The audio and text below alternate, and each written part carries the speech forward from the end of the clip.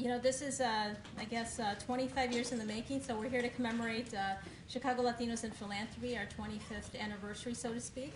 And as I think as in any effort, it always takes a group of dedicated people, and but it always begins with someone kind of planting the seed.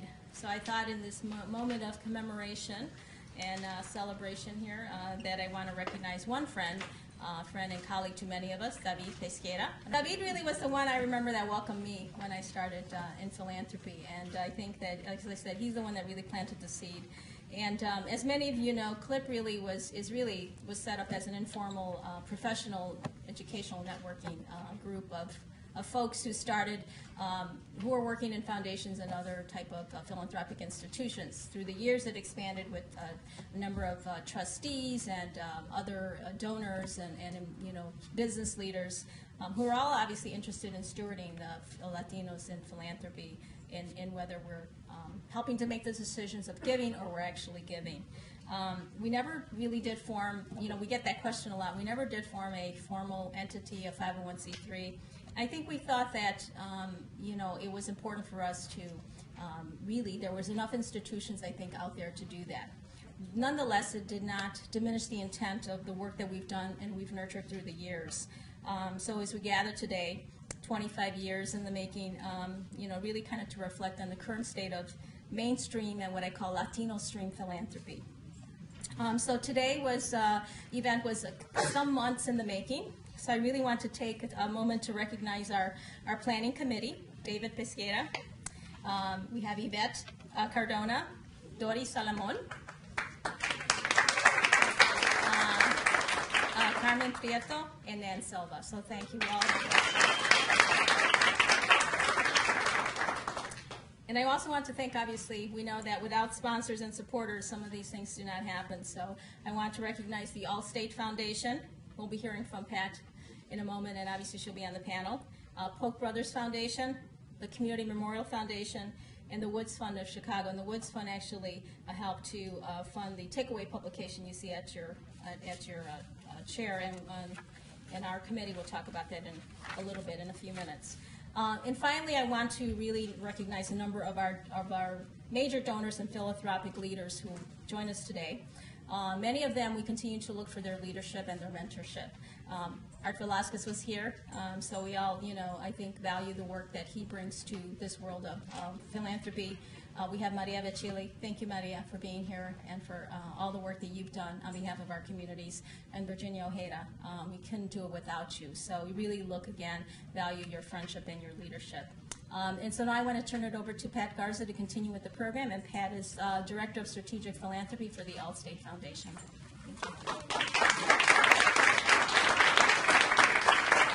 Thank you, Julie. Bienvenidos, everybody.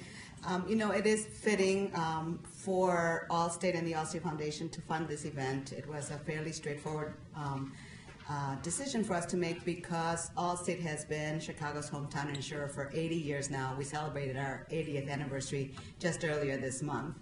And as many of you know, we have been a champion for diversity issues in the workplace for a long time. And the Allstate Foundation definitely follows those same values. About 40% of our giving last year was done to support programs for communities of color. That said, the real reason why we gave this support is because we understood firsthand what this organization has meant for the social fabric of this community and for the philanthropic endeavors in this city. And that is the type of thinking, understanding, and knowledge that must continue to be present when an ask comes in, whether that be at a corporate philanthropy or a community foundation or a private foundation. And that's the kind of conversation that we're going to have this afternoon, is why that Latino presence is important to be there and why our voices must continue to grow and must continue to be there. So I again, on behalf of CLIP, of the Allstate Foundation, and of Allstate, I welcome you, and I look forward to a great conversation. We are thrilled to have Henry Ramos with us today. We knew that when we wake up tomorrow morning, if he wasn't part of this event, it just would not be the special day that it is. So really, thank you, Henry, for being here. We're thrilled not only because of the perspectives that he will share with us, but also because he is just a really wonderful human being. Henry embodies what is known as a Renaissance man, living life to the fullest and sharing his joy of living with others. He is founder and principal of Maurer Kunst Consulting, specializing in services targeted to businesses, foundations, and nonprofit institutions. His clients have included the California Endowment, the Carnegie Corporation, Council on Foundations, Ford Foundation, Hewlett, Kellogg, Mott, Packard. Henry has written extensively on various issues related to organized philanthropy and civil society, and he's been quoted in the New York Times, the LA Times, Washington Post, the Chronicle of Philanthropy, Crain's New York Business, and on PBS.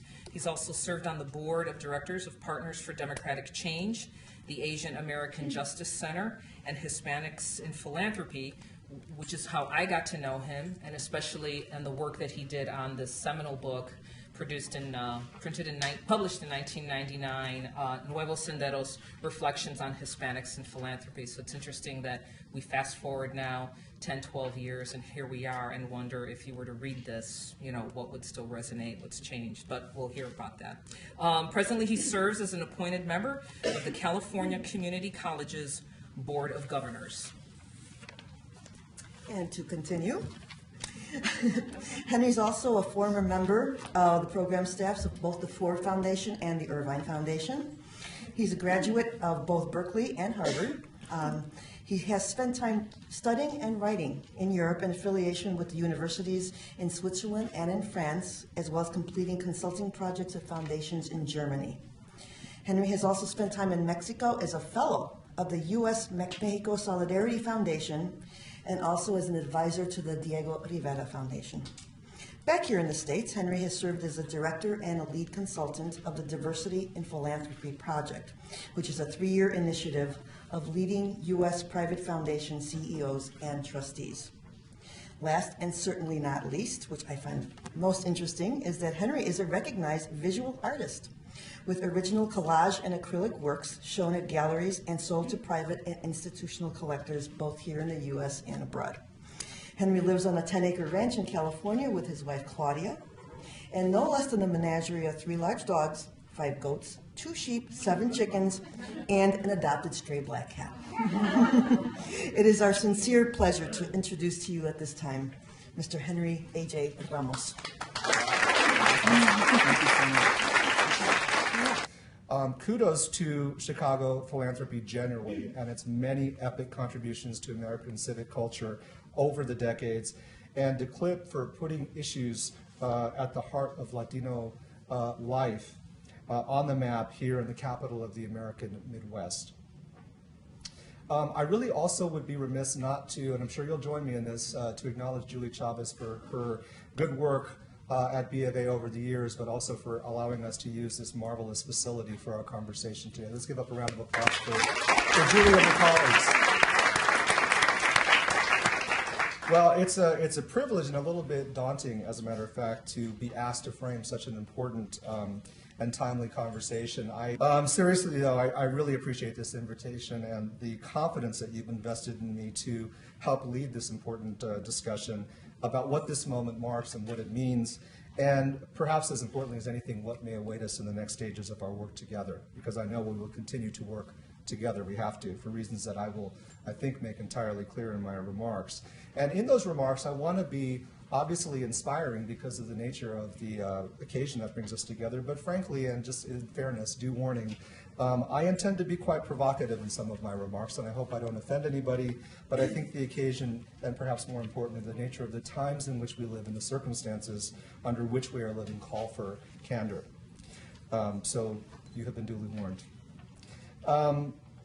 I was asked to comment on several topics that I think you've all learned about in the invitation materials, but really what they boil down to are 2 key questions. The first, what have we accomplished through Latino philanthropy over the past quarter century? And the second, what are our next stage opportunities and challenges as we look to the future? First, I want to give you a quick summary overview, if you would not mind. I want to put on the table some basic assertions that are going to essentially be the body of the longer remarks that I'm going to make, so that you want to just take quick cliff notes, you'll get the whole deal right here, right now. So it boils down to about 7 or 8 points. And the first one is that we have accomplished, I think, and all of us should be proud to say it, a great deal over the past 2.5 decades as Latinos in philanthropy. But sadly, not nearly enough. Philanthropic leaders, both Latino and non-Latino, are playing a dangerous catch-up game as we speak. This is my second point. And we're playing that catch-up game because despite our impressive gains in recent decades, the larger Latino community's exploding numbers and needs have far surpassed our representation, our power, and our influence in the field. And this is an incredible disconnect that poses tremendous challenges for all of us. What's at stake going forward, point 3, has as much to do with non-Latinos as it has to do with us, something that I'm not sure has registered the way that I think it will need to for us to move together in the ways that we need to.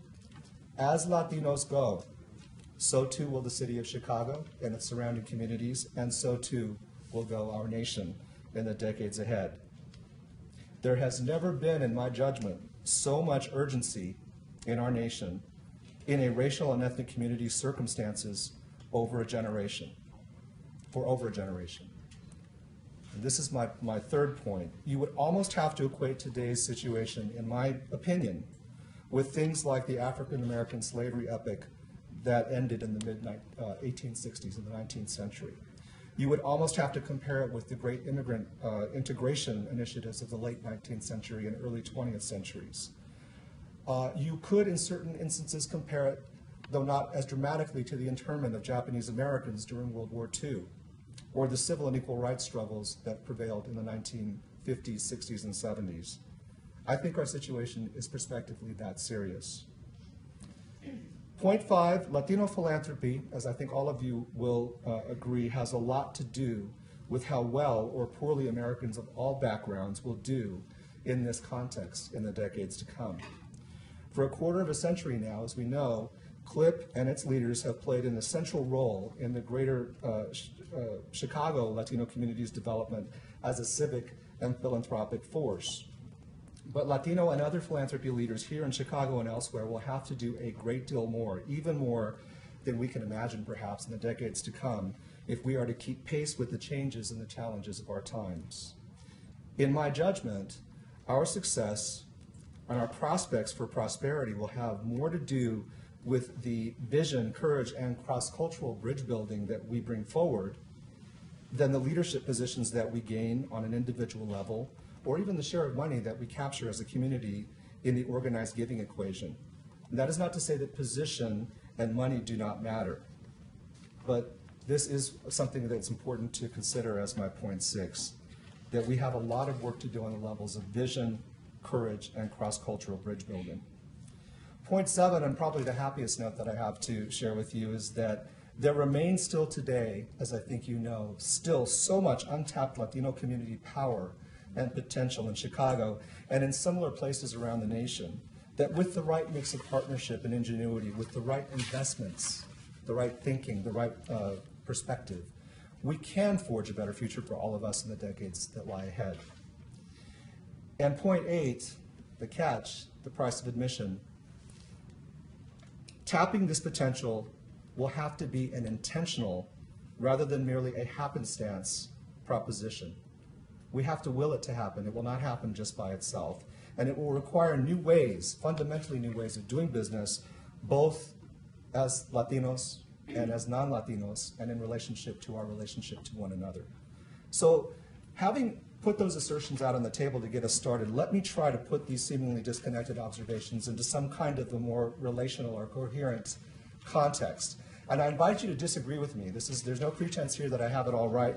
And I'm going to make some statements that may rub some people the wrong way, and I think that's healthy for us to be able to discuss our disagreements as long as we do it constructively.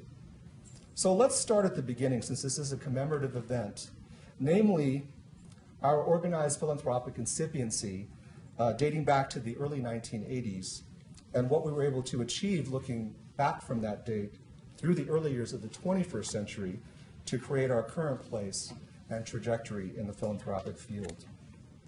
Where do we start? 25 years ago, there was only a very, very, very small handful of Latino and Latina leaders in philanthropy. Here I'm talking obviously about foundation board members, CEOs and other senior executive staff members, experienced Latino program practitioners, and donors. Larger institutions like the Ford Foundation and the MacArthur Foundation here in Chicago were just beginning at that time to support and hire Latinos. At that time, we principally called ourselves Hispanics. The term seemed politically neutral and somewhat safe at a time when we were seeking broad initial entry at the nation's highest levels of philanthropic discourse. When Hispanics in Philanthropy began in 1983 as a national association of our earliest pioneers, its membership numbered only about 25 individuals. And I remember being in meetings of our board with 5 people sitting around the table. Precious few dollars at that time, less than 1/2% of all foundation giving, if that, were specifically being directed to Latino leaders and groups throughout the 1980s, even into the 1990s. These were the kinds of numbers that we were seeing. So we were just fighting for a place, let's just say it this way. We weren't even fighting for a place at the decision-making table. We were fighting just to get into the building, just to get on the agenda, all right? And a lot of that had to do with our population share as a community, obviously. We were still a relatively small grouping of communities then on the national level, numbering collectively perhaps about 8%, 7 to 8% of the total United States population. Our populations were very concentrated at that time in key cities and regions in the New York area, in Miami, down in the southeast, the major California and Texas urban centers, and here in Chicago. And that's pretty much where you could look exclusively to find large concentrations of Latino people. We had at that time a relatively small constellation of Latino anchor organizations that were advocating on behalf of our communities and serving our communities, particularly at the national or the significant regional levels. We had groups like the National Council of La Raza, Mexican American Legal Defense Fund, NALEO, the National Association of Elected Latino Officials, SPIDA, the education organization, and a few relatively successful voter registration efforts through the Southwest and the Midwest. We had an even scanter proportionality of representation of nonprofits that were serving our local Latino communities in places like Chicago. We had at that time something called Latino Institute that no longer exists. This is how hard it was for organizations, even when their cause and reasons were quite clear, to be able to survive in the nature of the times. And gratefully we did have some organizations that cracked through and have become not just significant Chicago organizations, but significant national and international organizations. And here I speak, I'm sure, with the approval from all of you about the National Museum of Mexican Art, which is, in my judgment, the premier cultural institution representing Latino interests in our country. We also had a few national organizations of professionals and older civil rights leaders at that time who were scarcely engaged with organized philanthropy, but who helped to set the stage, importantly, for later major inroads that we were able to make in fields like health, community economic development, and law, medicine, and business.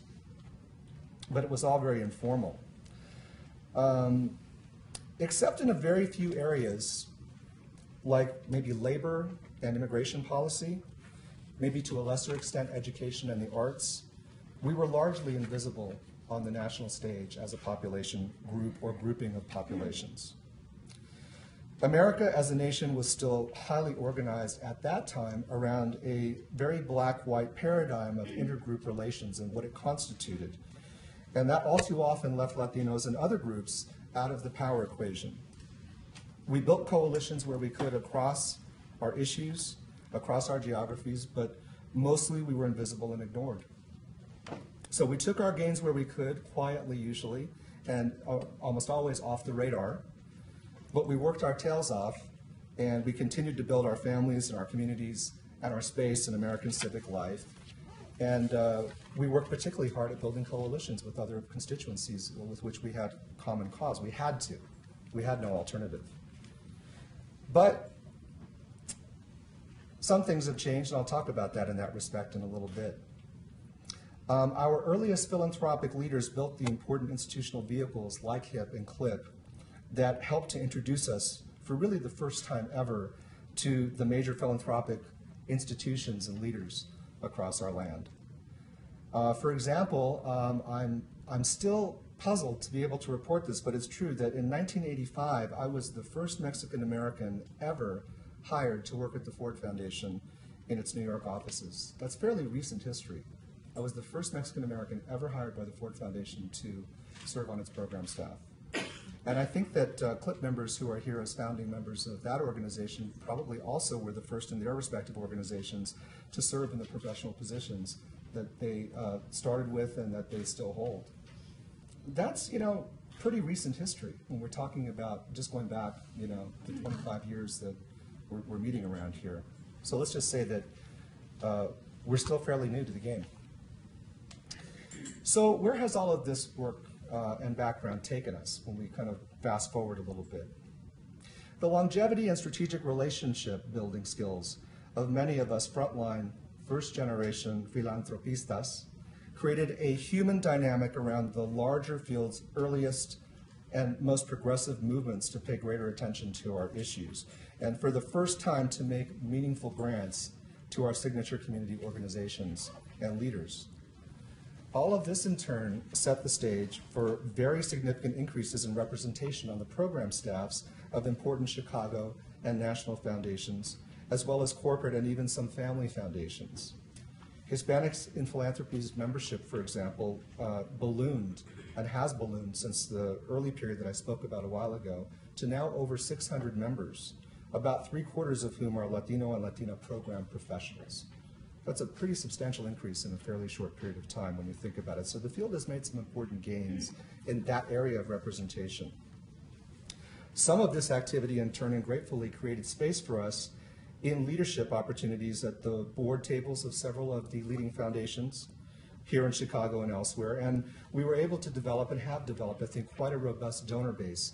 When you hear about people that have been mentioned here like Maria Chile and Virginia and Art, Roberto Ramirez is in the audience. I mean, we now have a base of people who are recognized as individuals who are able not just to come to the table to ask to take for good causes, but who are able to give substantial resources for good causes. So these developments, I think we would all agree, have established a very solid framework around which we could help to give the first contours, the first outlines to what we now call Latino philanthropy in this country. This was an important and remains an essential framework to build on, because in the years during which this was all taking shape, something truly dramatic happened and continues to happen, and it reshapes the whole purpose, I think, of our conversation and work going forward. And that is this: U.S. Latino population growth has exploded. It rose over 12%, it rose to over 12% of the total population as of the mid-1990s. It's rose to nearly 20% moving forward, looking at the population today. And most census professionals project that looking to the time period between 2040 and 2050, it will actually reach something approaching 30% of the total national population. 2040 is only the same period looking forward as the period of time that we sit looking backwards today on the founding of CLIP. So again, I think if you look at things in a historical perspective, that is not a very long time for sweeping historical changes of this dynamic to happen. The kind of population growth and the implications of what we're talking about wouldn't, I would say, dwarf what happened to this country in the early part of the 20th century and perhaps late 19th century, but it is even more profound in terms of an immigrant reshaping of our culture than what was happening when the Italians and the Poles and the Germans and the Slavic groups and other Eastern European populations became a main part of the U.S. scene from the late 1880s to, let's say, the 1920s. It's a big deal.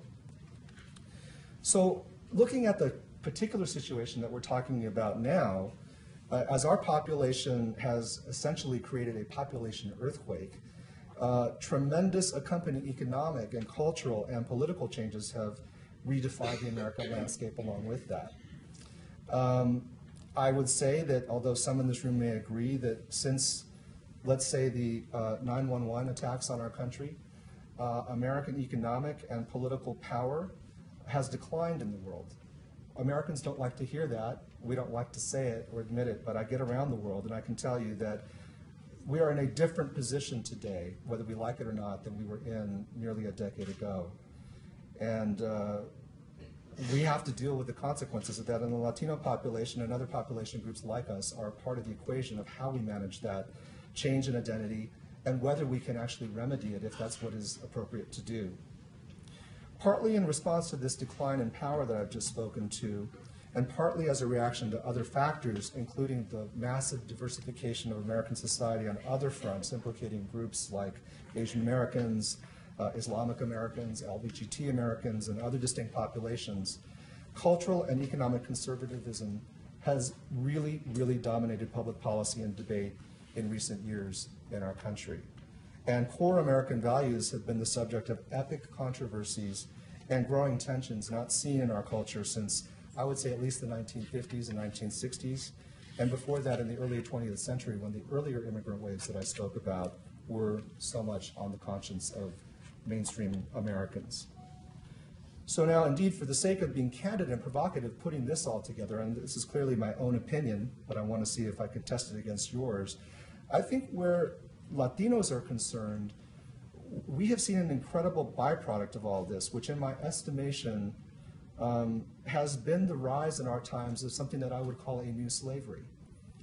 And that is a situation whereby Latinos and other immigrants of color, but particularly Latinos, have become the fodder for economic competitiveness in our times in many, if not most sectors, ranging from agriculture and hospice care to garment production, to home services, to day labor, and so on.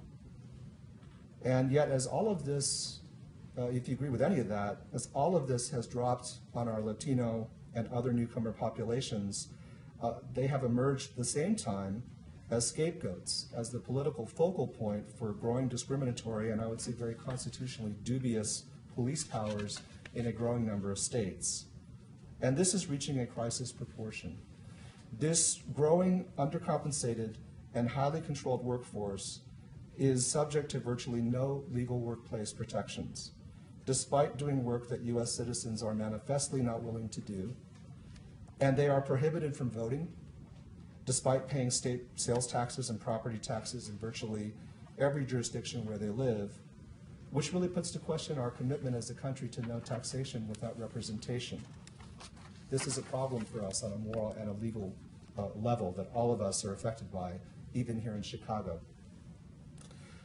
These are profoundly sensitive and disturbing developments and accusations, not only for Latino community members, but for all Americans who care about the integrity of our democracy, civil rights, and our political economy.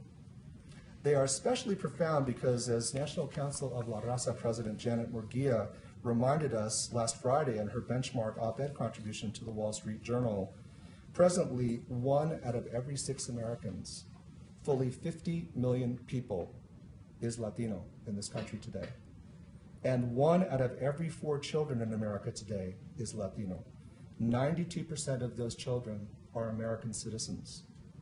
Many of them, however, have immigrant parents. Given those numbers, what is at stake for our future is huge.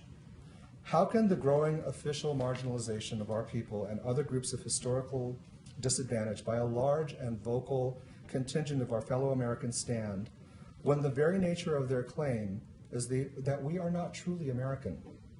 Even those of us, almost all of us here today, I suspect, who were born in this nation and have been in this nation with distinction, serving it in its armed forces, raising our families, investing, doing public service on behalf of the country that we love.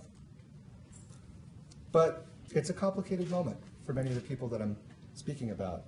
Can we think for that moment that people of that persuasion would question this, who would question the citizenship and the legitimacy of our president, would consider Latino people more favorably?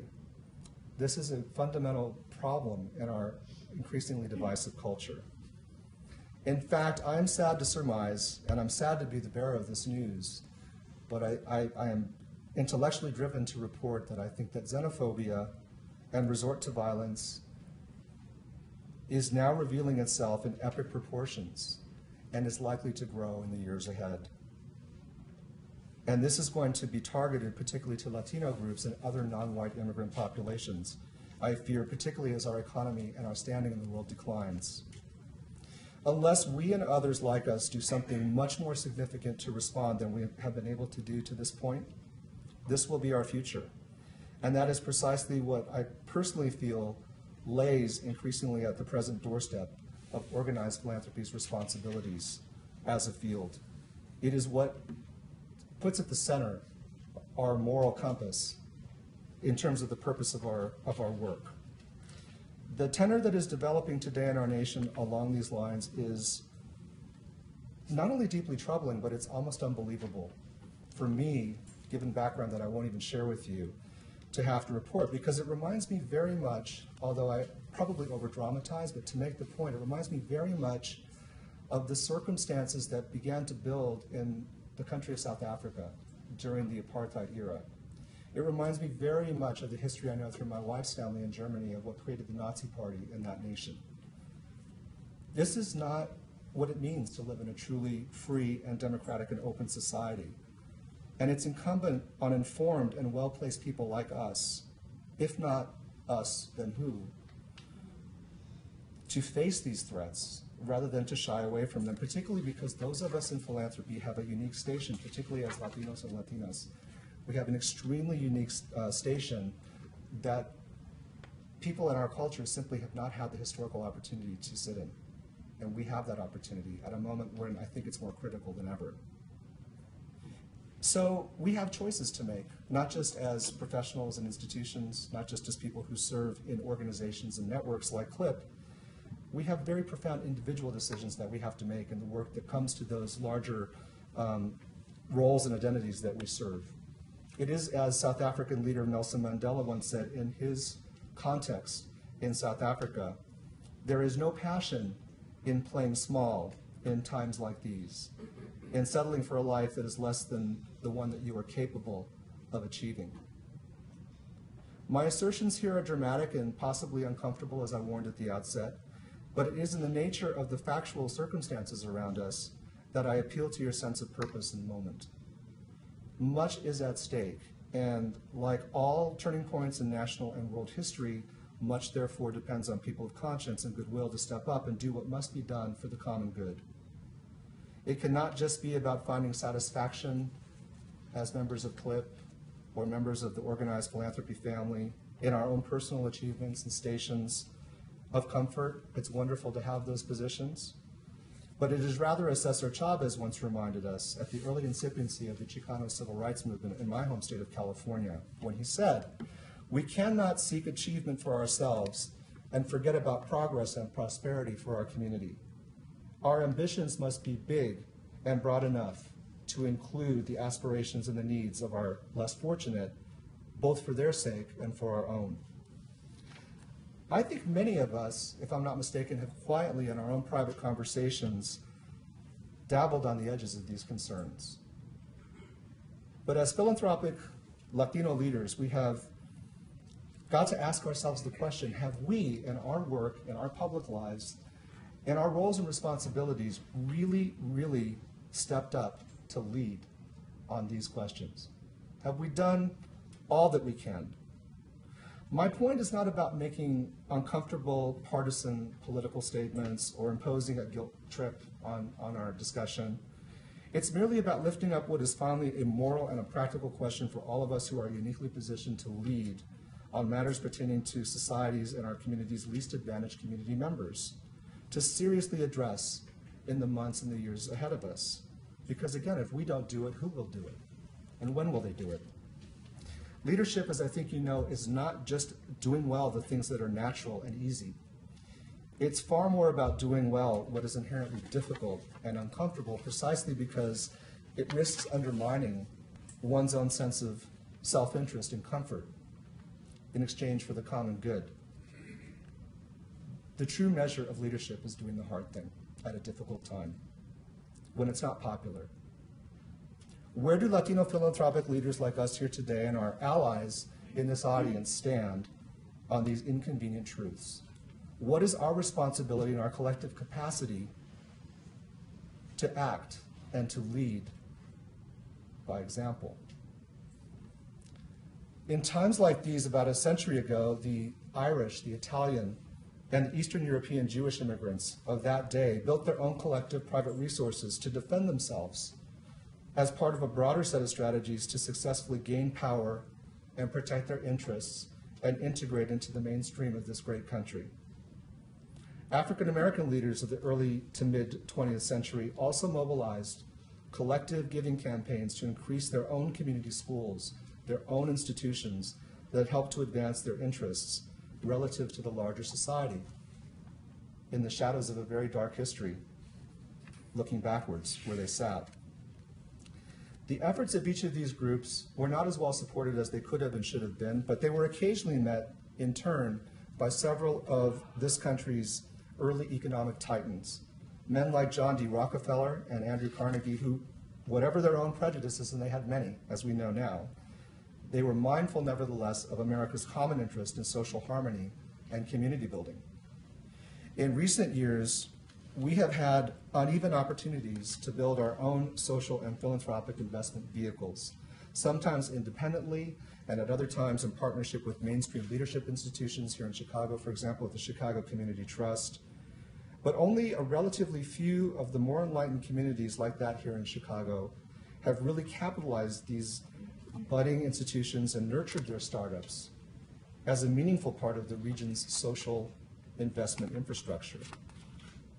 So what does all this mean? And what does it sum to? Where do we go from here if any of what I said is true and resonates?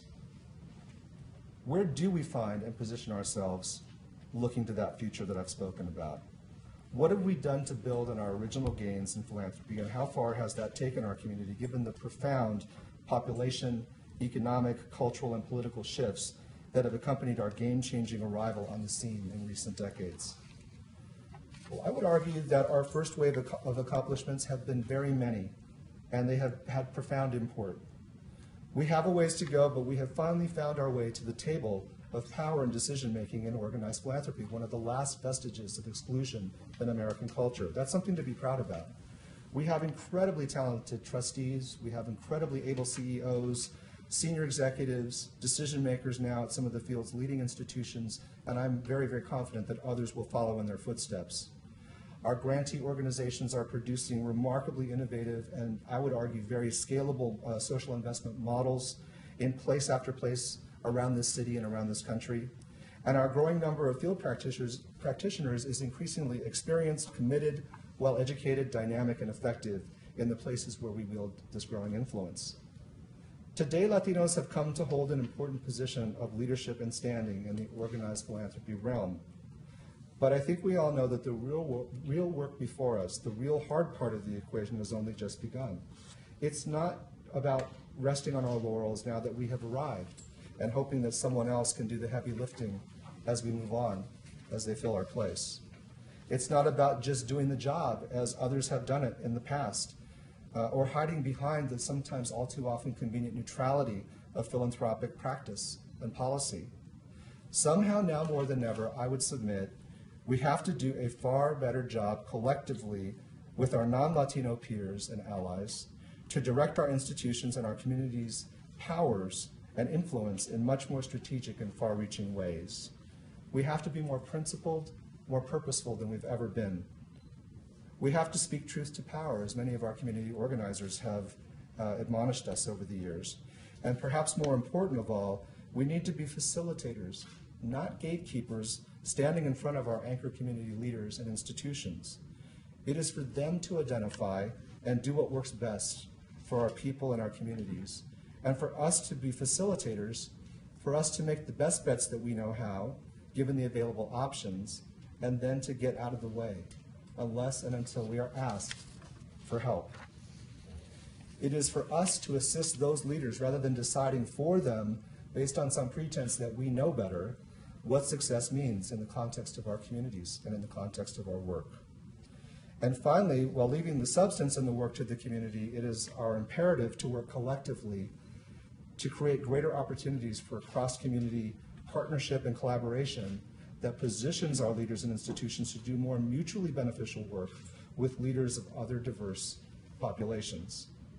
Indeed, we need to help our leaders build the necessary bridges to their peers in other like-situated but distinct communities that are also under attack and unfairly under-resourced in these hard times, so that they can learn firsthand how much we have in common as opposed to what separates us.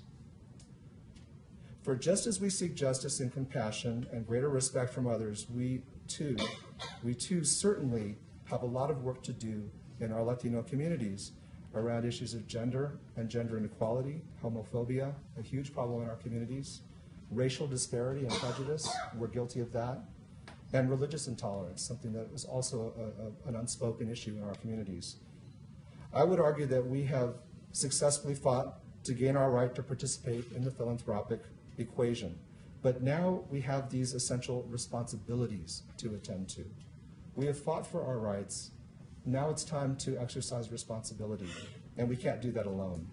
Unless we do this with all of our hearts and all of our integrity, we will have little standing to ask others to come to work with us in a spirit of giving and compassion at the time that we need that support.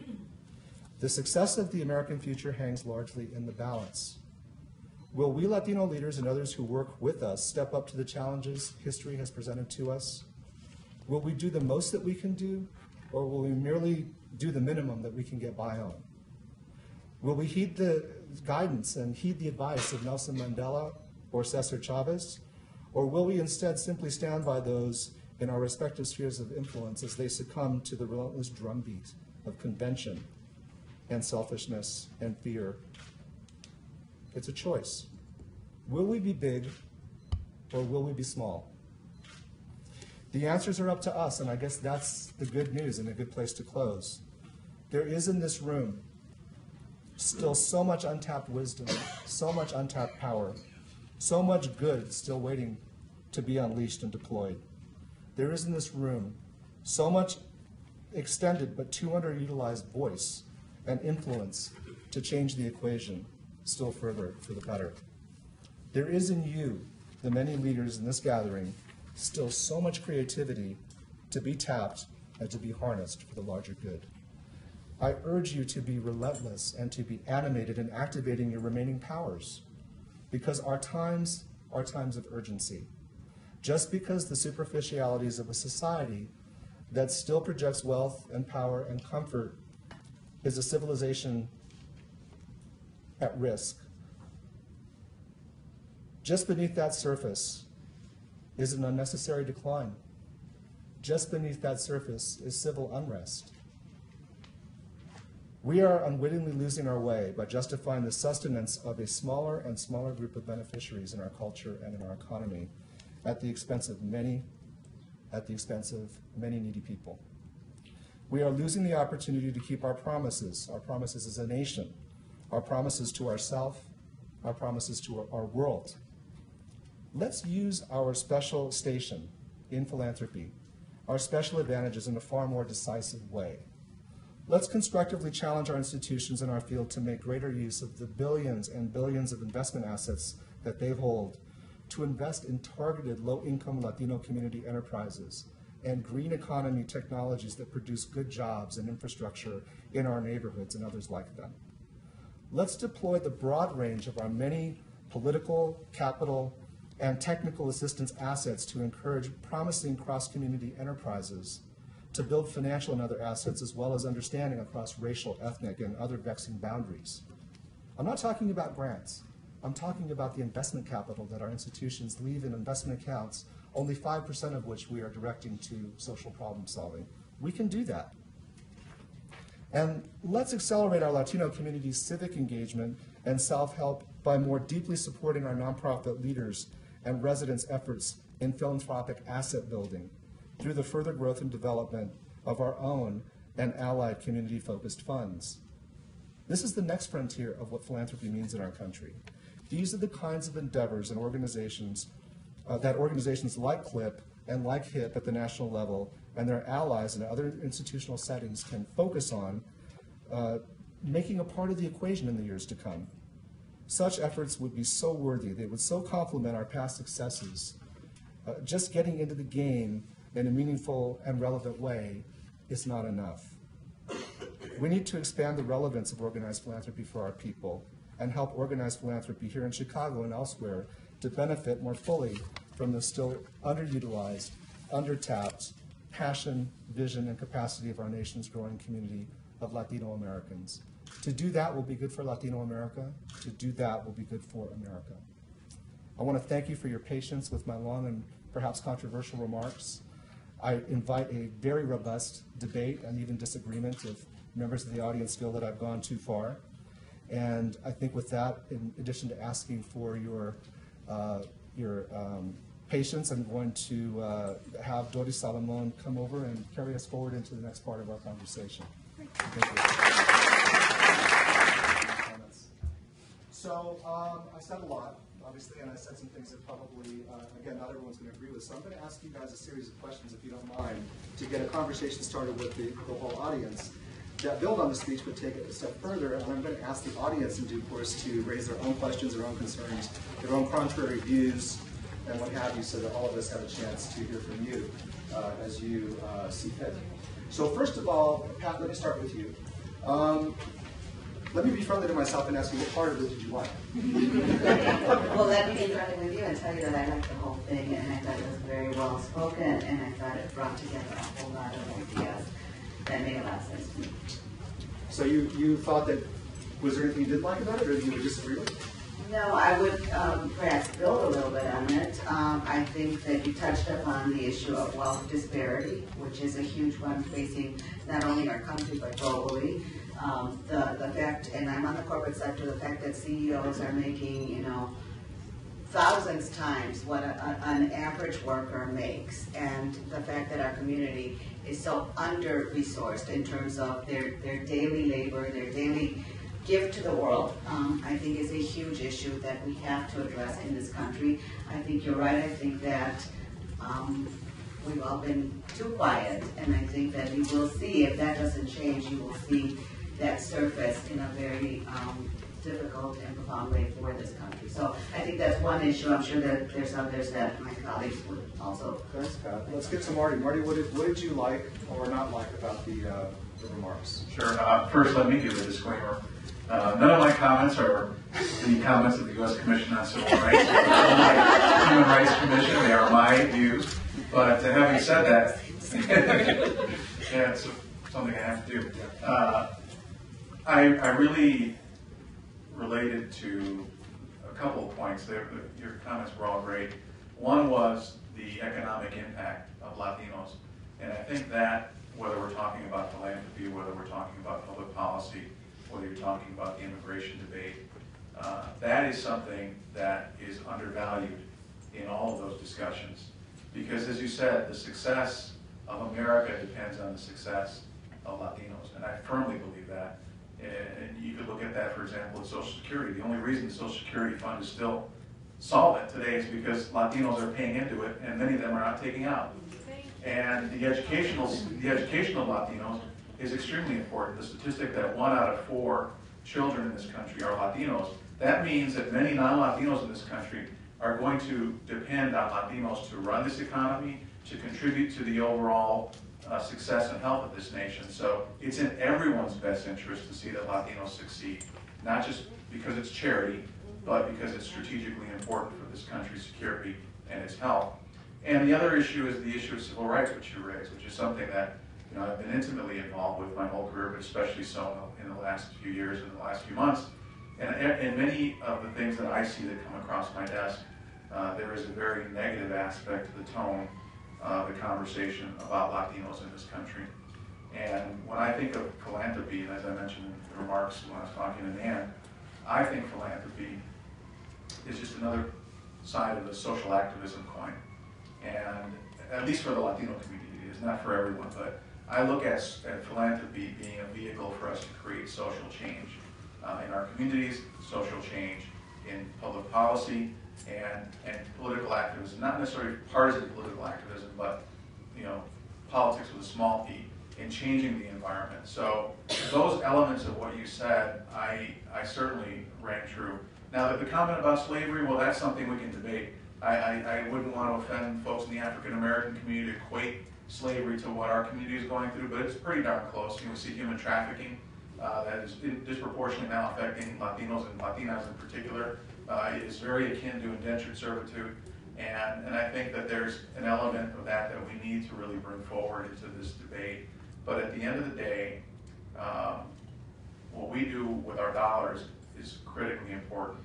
The statistic that is often talked about is our $1 trillion in buying power, which you didn't mention, but I know is part of that statistical review of census data that we all hear.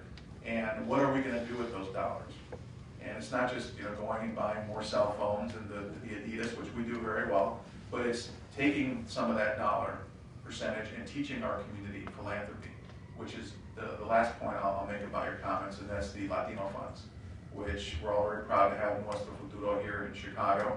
And we have folks, Virginia and Maria and myself and Margot DeLay and others, and Jorge Solis there, and Sylvia who was involved. I mean, everyone in this room was involved at some point or another in that. So, I mean, we're all the parents and padrinos and padrinas of madrinas of Nuestro Futuro. But I believe, and I've said this to some of my colleagues, that its potential has not yet been reached. That was a vehicle that was created to get more Latinos to be philanthropic. Not the same usual suspects of us who are doing it already, but how do we find the folks from the carnicerias who are doing well, and from the other small businesses who are being charitable to the folks back home, who may be charitable to some degree in some activities. We need to engage their dollars in group philanthropy, and we have not yet been as successful there as we need to be. And in order for us to take everything that we're talking about today to the next level, the next 25 years, I think the critical success will be measured by how we engage the community that has not yet been involved at the table. Very helpful, Marty. Thank you. Sylvia, what did you like? What did you disagree with? Well, obviously I always enjoy hearing you speak, and I love the fact that it's provocative, because I think that this is the space that we create and that CLIP has created for us to be able to have those discussions, and then for us to take some of this information and put it to use in our day-to-day work. And we need this because we always need to be empowered to do the next right thing and the next right thing. And I have certainly experienced that on a very personal level, becoming the executive director of the Lake County Community Foundation. There was certainly professional staff at the Chicago Community Trust that preceded me, but I wonder if it was a number or a value. And what I saw was a shift from diversity to inclusion, and inclusion really is the culture of change. And yet still, at the level that I'm at now, there was a glass ceiling to break through. And then once I got over that, it was like, okay, well, now what do I do? And I feel that I have a tremendous responsibility, and I feel like I need to be able to look myself in the mirror and say, am I willing to lose my job today for what I'm going to say and how I'm going to approach my work?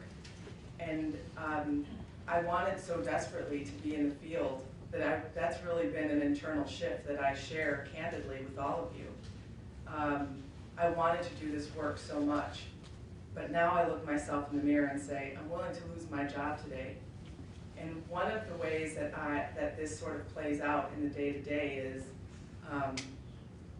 I shared this when we were prepping for today, and I literally will sit in a room of donors. I did it last night and said to them, you are absolutely entitled to your own opinion, but you're not entitled to your own facts. And it was very difficult for me. I am the child of political refugees from Cuba. I know the story. I've lived the story intimately in my life. So it was very difficult for me to say, how do I stand in front of people and not make myself look as though I'm being completely biased? And so I found this little saying that you're entitled to your own opinion, but you're not entitled to your own facts. What are your thoughts about how we can work more effectively with our non-Latino allies and institutions in the mainstream of philanthropic life to help them be more effective and more responsive to Latino community issues?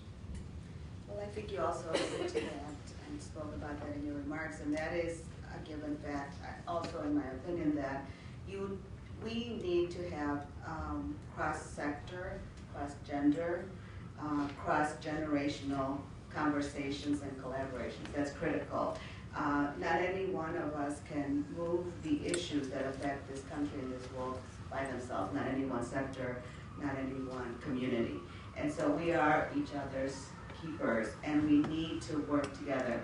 And what one has to point to is the classical win-win. What's in it for each group? What is the win-win that we must all move towards? And that is looking at the future and what is at stake if we do not, if we fail to come together as a community, as a broader community. So we are parts, but together we create a greater whole. And I think we have to drive towards what are the common interests and what is the common win that we all have to strive for. Very good. Laura, you have thoughts on that? Or Sylvia? Yeah, I have a few thoughts. First of all, I think that, as I reflect on the last 25 years, although I was still in law school as this was formed, but a little after that when I got into the greater life of the city, and I joined the Chicago Community Trust Board for the first time. So I guess I'm the first person to be brought back, thanks to my friend Maria Bacilli and others. So, but my first iteration was when Virginia and I and Margot were working to get what is now Nuestro Futuro started. And we did a lot of outreach and meetings, and I remember the day at that board meeting, the executive committee, where we brought what we thought was the final baked idea. And one of the board members said, if we do this for the Hispanics, are we going to have to do this for the African Americans too? And I said, yes, absolutely. And it got stalled for 5 years or something until it was brought back. And so there are folks out there who don't want those bridges to be built. And I think it's extremely important that we build bridges between and amongst various communities. You mentioned the National Museum of Mexican Art earlier. Well, I'm proud to be the chair, and our chair-elect Julie Chavez is here. And one of our, I think, most proud exhibits is the African presence in Mexico. And we're working on something now that's with another community. I don't think I can say which one it is, but it's going to be equally important in terms of that sort of bridge building. So I think it's really important for us to continue to look for those opportunities. The last thing I'll say on that is that we as Latinos also have to realize that building bridges doesn't mean we're asking someone to always give to us, but what is it that we can do to give to others? And I am proud of the fact it's the win-win you're talking about, Patricia, that in this past round of Nuestro Futuro grants, we gave a grant to the Korean American Community Services Agency because they're seeing a rise in Latino clients, and they want to figure out how to better serve those clients. They want to figure out how to better reflect the Latino community in their organization, staff, and leadership. And it presented us with an opportunity to take our resources and say, here you go. You can work with this and work with us, and let's together assist each other in building that bridge. So I think we need to see more of that. I'm hoping we will. Great. Sylvia, partnerships, collaborations, alliances? I made a couple of notes while you were talking, and a couple of thoughts occurred to me. The first is that we seem to have, it's almost becoming jargon, this building bridges. What's the bridge? That's the question I have. What is the bridge? What's the bridge look like? What's it made of? How many people can it hold? But seriously, what's the bridge? Because as I think about some of the other points that you raised, playing a dangerous catch-up game, doing things intentionally versus happenstance. There's another buzzword that we tend to use in philanthropy of disinvestment. Communities have been disinvested. And I wonder where in the dictionary is super non-invested? Never invested. I work in a community that was never invested in. So I can't think about the bridge. I've got to go out and find the materials to build the bridge. What are the tools that you use? And that's really sort of where my mindset is. Honesty. I want to look to anyone in the audience that has concerns, regrets, unhappiness about anything that I might have said or all of what I said, because I really think it's important for us to have an honest dialogue and to be receptive to a diversity of views. Did anyone just hate what I said or something that I said? It's hard to disagree with a great deal of what you said in terms of numbers and playing catch up and the kinds of programs that need to happen, that haven't happened, the growth and all of that kind of stuff. My question always when it feels to me someone says, you know, this is the new slavery, I feel like that's being provocative for the sake of being provocative, that the circumstances under which slaves were brought to this country are pretty dramatically different from the circumstances under which most Latinos have come to this country. It is obviously, the circumstances for Latinos is very similar to Eastern European and Irish and others who came here, you know, for economic opportunity, to have a better life for their children, to see that one generation works hard and lays the groundwork for the next generation to do better and to be able to be different. And I think the African American experience is dramatically enough different that I just question using it in this context, because I don't think it moves your conversation forward, the points that you were trying to make. And I think it mostly just, you know, I'm like a Southside white person, but it made my back get stiffer and think, you know, really, what is the point of that? So that is perhaps it's not a small nit to pick, but it does not undercut the significance of a lot of what you had to say, but to me it actually did undercut my ability to listen in the same way that I had been beforehand. So. The slavery comment struck me in a different way, and it struck me because of the statistic, the current statistic, that there are more African American men in prison today than were brought over and were enslaved in the whole history of America. And when I think about that problem and I think about the parallels to that level of incarceration within the Latino community, probably not the same numbers, but when we talk about systemized structural racism that prevents full participation in society, on that front, nothing has really changed. We could be here for hours talking about the civil rights issue. I've been living in Arizona for 5 years, returning to Chicago this year, and there are definitely civil rights issues and dramatic changes at the state level that will change the legal status of Latinos in many ways. But I think I want to get back to the bridge and where it starts, and I think we have tremendous power to change the rhetoric and change the conversation. And I would encourage everybody in philanthropy to read a book written by Samuel Huntington about 5 years ago called Who Are We? And the book, he was a professor in political science at Harvard, if I'm not mistaken. The book has been embraced by social conservatives. It is extremely well written, and basically Samuel Huntington said the threat to Anglo-Saxon America was the rise of the Mexican-American immigrant population. He said it was essential that the future of America involved integrating the Mexican-American immigrant. I mean, that's it in a nutshell. It's very well researched. So what is the impact we have in this room? We can change the conversation. And I would caution you, even though there are civil rights issues, even though there's some pretty scary stuff happening at the state level, we have the ability to focus on the reality, which is presented in the statistics that people like Sylvia generate. And that is very powerful. You get into a cocktail party at dinner, with people of influence, and you change it with the facts, and you get rid of some of this conversation, which is very dangerous and is unfortunately mushroomed. I also just want to make a comment too about the commentary you made about Latinos being left out of the power equation and untapped potential. And Marita, to your comment too, I think that that I was taught by some wonderful people like Maria Concha and Amina about what you do when around leadership succession.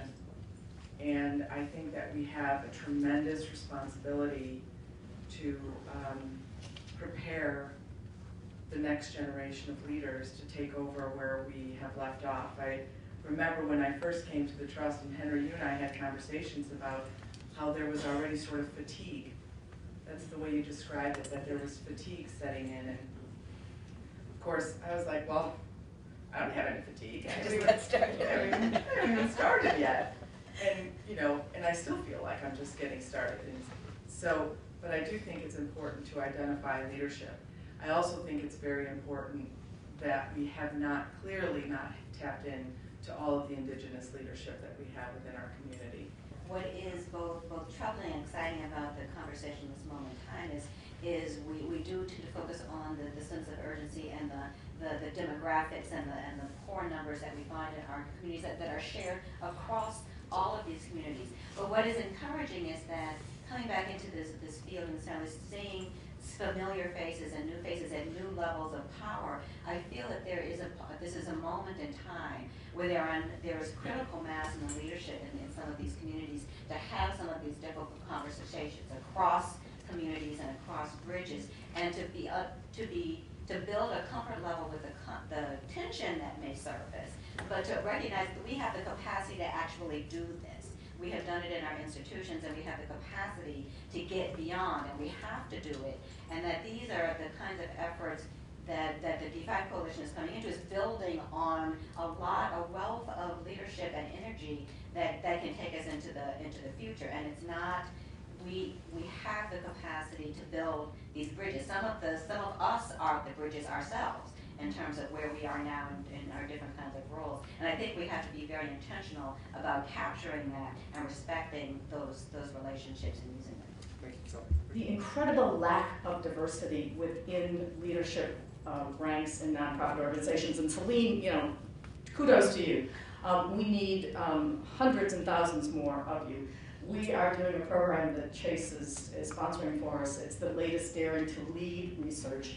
And it's all about executive transition in nonprofit organizations. And this has been going on for 10 years now. But the latest research shows, once again, that 85% of the executive directors in nonprofit organizations are white. And we really need, and this group, philanthropy can make a difference there. Philanthropy can really lift up the importance of diversity on nonprofit boards and diversity of nonprofit leadership as something that it wants to promote in its grant making or as part of its decision making and not to support these organizations. Once again, I think that's another conversation that we should be having more of in Donors Forum. I, on a national level, refute this idea that we're balkanizing. I think that there is enough for us to work on that affects all of our communities. There is enough overlap, there is enough intersection of need, there are enough issues that we have in common that we can have a very robust dialogue across all of these, you know, sectors. Why wait 25 years? Why don't we do this once a year? And it doesn't have to be clip doing, because I don't want to put a burden on you, but you know, maybe an organization like the Trust can hold an annual State of Latino Philanthropy and bring not only those of us in this room together, because you know we're already on board with these issues. I think we need more folks in this room who are those folks who run foundations, who run major nonprofits, who always say, I can't find Latinos for my board. I can't find Latinos for my staff. Well, you know, BS. We're out there. And if you know that this is happening, and we know that they do, and you're not here, or you're not sending someone here, then you're not really looking for us. And you're not really looking on how to engage the fastest growing population in this country. So I think you know, it's a challenge to us to bring this issue forward on a more regular basis and figure out how we get those people who really should be meaning these words to live those words. And we should have a huge room filled with MBA students, law students, medical students, social work students that are really the next generation engaging in this conversation, really getting engaged in it and getting involved in it, because we're going to make the difference at both those ends. This group gets it. We get it. We do have to get involved and make sure that we continue this conversation on a more frequent and consistent basis. We know that. But let's get the younger generation involved. Join me in a round of applause for our panelists and our organizers. Let me just leave you with this, and that's things are given to be given. I learned this a long time ago. I think we all have in one way, shape, or form. Be open to the opportunities, the gifts, the people, the places, the things, the words, the documents, that can help us navigate our journeys, and in this way, or in turn, can illuminate the path of others. It just keeps on going. I do want to take this opportunity to thank all our sponsors, our panelists, and especially Henry. Henry, I want to thank you for your candor and for your call to action. And I hope all of you take some time to reflect on what was said today. And some of us are moved to go to that next step, and wherever it is that we live or work. But I hope some of us do take that next step. So, in the spirit of giving, and as we close, we want to take a few moments to recognize those of us who helped to organize and start Chicago Latinos in Philanthropy a long time ago. So I'm just going to name a few of us. Maria Maruca Martinez, que en paz descanse, she rest in peace, was with United Way of Chicago. Maria Mangua, que en paz descanse, for her wisdom and her sage advice that she gave to many of us. Patricia Sobosan, who was with United Way of Chicago. Josefina Herrera, the first Latina program officer at the McCormick Foundation. Andres Zapata, the first Latino program officer at the Joyce Foundation. Frank Varela with the Chicago Community Trust. Fabio Naranjo with the Trust, Woods, and MacArthur. Fabio was a triple threat. Boy, we miss Fabio. Margot DeLay at the Trust. And CLIP's very first chairperson, I think the second, the fifth, and the seventh, our own Julie Chavez. Julie, thank you so much. And thank you again for the miracle. So now it's time to celebrate. Porque mañana seguimos en la lucha.